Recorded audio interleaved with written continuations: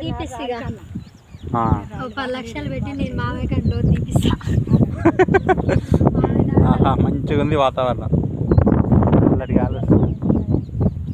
మా మామయ్య తెలివి చెప్తుంది చూడండి ఫ్రెండ్స్, వినండి.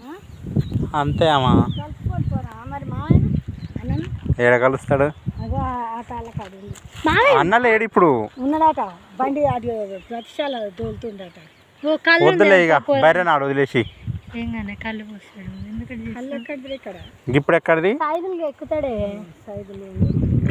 కుంటాయన అడుగుదాం పారి. అనే తిక్కల పల్లమ్మని కొట్టాయన అడుగుదాం పారి. ఇట్లా డిష్ పెడితే అదే ఉండే, ఏ పొలాలు లేవు.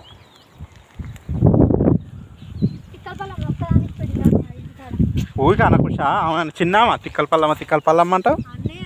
చిన్నగా కట్ట